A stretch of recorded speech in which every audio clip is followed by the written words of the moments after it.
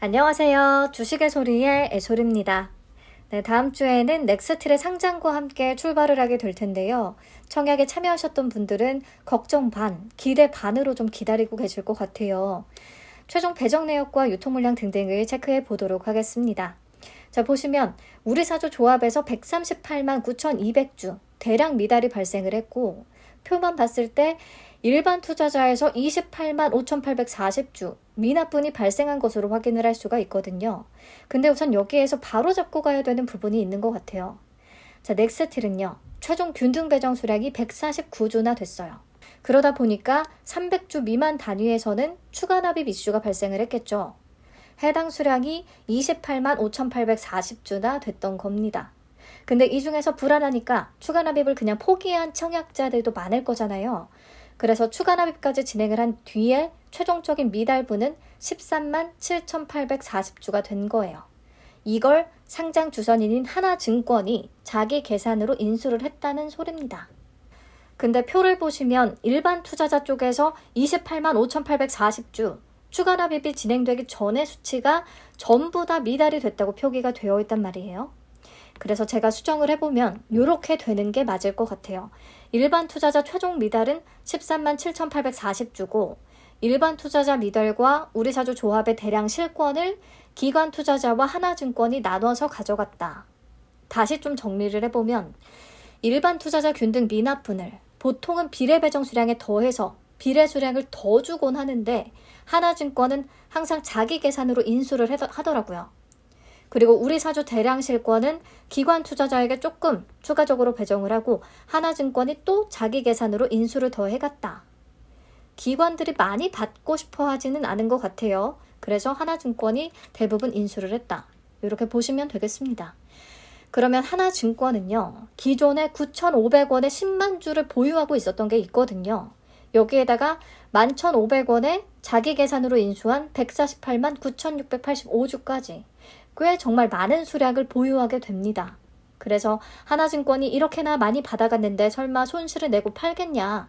이게 좀 긍정적인 변수로 작용을 할 수 있지 않겠냐? 라고들 생각을 하실 것 같아요. 가능성이 있는 얘기기는 한데 저도 결과는 지켜봐야 알 것 같습니다. 자, 그리고 우리 사주의 청약률을 정확하게 체크를 해보면 0.77%밖에 안 되거든요. 그렇다면 1인당 청약 금액이 약 36만 원밖에 되지 않습니다. 직원들마저 넥스틸을 버렸네 라는 얘기가 나올 수가 있는 부분인데 어떻게 생각해보면 당연한 결과인 것 같아요. 지금 피크아웃 우려가 존재하고 있는 시점인데 1년 동안 팔지 못하게 된 우리 사주를 저라도 청약하고 싶지 않았을 것 같거든요. 아무튼 결과적으로 우리 사주의 청약률은 정말 처참했다. 그리고 최종 확약 비율은 수요 예측 때 0.6%에서 배정 후에는 1.82%로 소폭 증가합니다. 1개월 확약만이 존재하고 있네요. 자, 적용을 해서 최종 유통가능 물량을 계산을 해보면 26.35%에서 25.69%로 소폭 감소하고요. 20%대라면 많지는 않은 편인데 금액으로 계산을 하면 약 768억 원 정도의 규모. 자, 이게 일반 청약자의 미납을 하나증권이 인수했잖아요. 하나증권이 인수한 물량은 상장 당일에 풀리지 못할 거예요. 보통은 1개월간 보호예수가 걸리더라고요. 그래서 상장일에 유통 물량이 조금 더 줄어드는 그런 긍정적인 효과를 기대할 수 있었지만 우리 사주의 미달분이 기관 투자자들한테 또 추가로 배정이 됐잖아요. 그렇기 때문에 최종적으로 감소 효과가 크지는 않았던 거죠. 두 개가 상쇄되면서. 네, 넘어가서 매각 주체별로 비중을 보시면 국내 기관이 50.18%로 가장 높고요.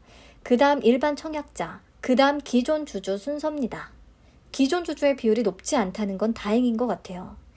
그리고 상장일 유통 물량을 들고 있는 기존 주주는 넥스틸홀딩스라고 재무적 투자자인데 그들의 투자 단가가 3,125원으로 공모가의 3분의 1도 안 되는 수준이거든요.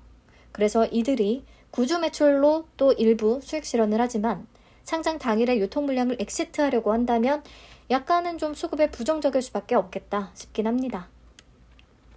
자, 정리를 하면 우리 사주 청약률 0.77%밖에 안 됐고 일반 청약자에서 최종 미달은 또 13만 7,840주가 있었어요.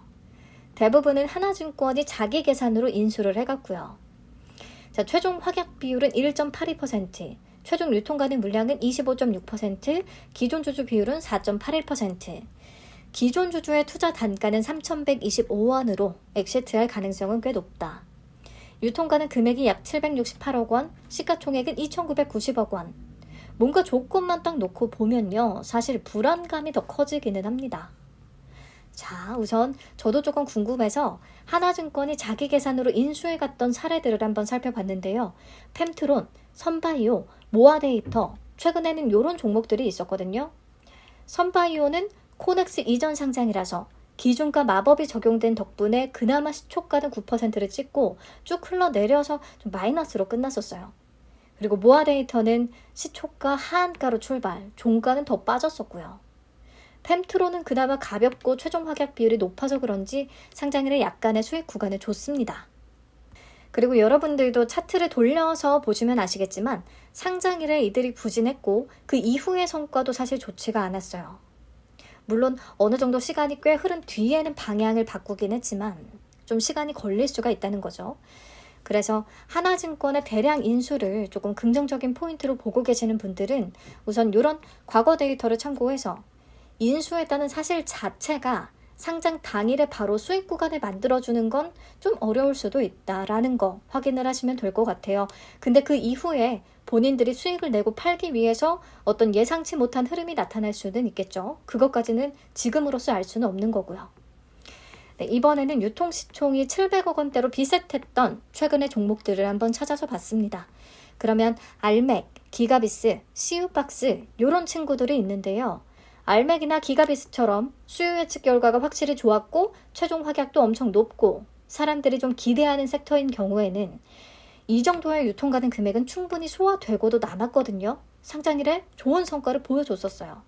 근데 수요 예측 결과가 부진하고 최종 확약이 낮았던 CU박스는 상장 당일에는 확실히 좀 부진한 흐름을 나타냈었죠. 상장일 이후에 갑자기 급등해 주기는 했었지만 그래서 넥스트의 경우에는 냉정하게 현재 상황을 보자면 700억 원대는 약간은 좀 부담스러울 수가 있겠다 싶기는 합니다. 특히 또 비교되는 대상이 확실하게 존재하죠. 같은 산업에 속해 있고 경쟁사인 세아제강과 휴스틸. 넥스트의 퍼 1.56배는 휴스틸보다는 이미 꽤 높습니다. 시가총액도 더 높은 상황이고요. 요런 게 조금은 부담으로 작용을 할 수가 있겠고요. 제가 세아제강과 휴스틸의 18일 기준 PER과 넥스틸의 2023년 예상순이익 기준으로 주당 평가가액을 한번 계산을 해봤더니 약 8,825원이라는 값이 나왔어요. 공모가 11,500원을 하회하는 수준인 거죠. 근데 세아제강은 최근에 군산공장 폭발 사고 때문에 주가가 많이 떨어진 영향이 분명히 존재하기 때문에 사고 발생 이전인 수요 예측 결과가 발표되던 날 제가 계산해봤던 주당 평가가액도 다시 체크를 해봤습니다.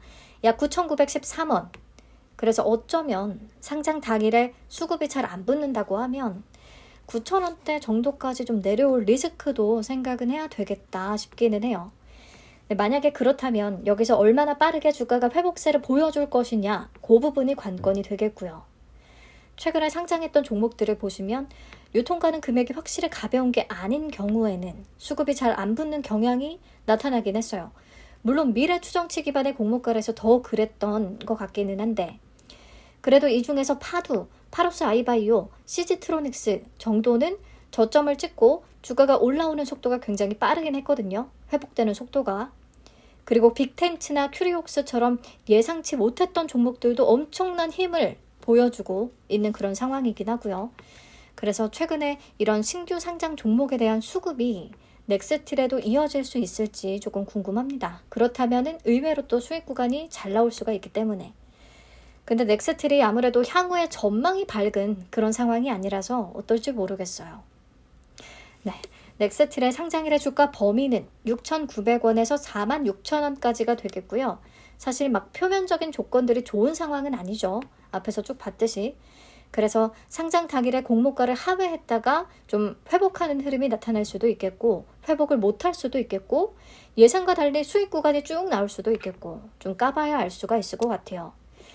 하나증권의 자기 계산 인수가 상장 이후 주가 흐름에 좀 긍정적 영향을 줄 것인지 무엇보다 또 2분기 실적이 조금 중요하겠고요. 꾸준히 배당을 실시했던 종목이라서 주가는 어느 정도의 하방 경직성을 가질 수는 있다고 생각은 합니다. 만약에 상장일에 주가가 공모가를 하회해서 9,000원대 또는 그 밑으로 떨어진다면 사볼 의향이 있겠느냐? 라고 묻는다면 저는 매수는 안 할 것 같기는 해요. 왜냐면 실적 전망이 좋은 종목이 아니라서요. 넥스틸로 못 먹는 부분은 그냥 아쉽다고 생각하지 않으려고요. 네, 참여한 분들한테는 정말 좋은 성과가 있기를 진심으로 바라면서 영상 마치도록 하겠습니다. 주말 잘 마무리하시고요. 다음 주에 또 활기차게 인사드릴게요. 감사합니다. 안녕.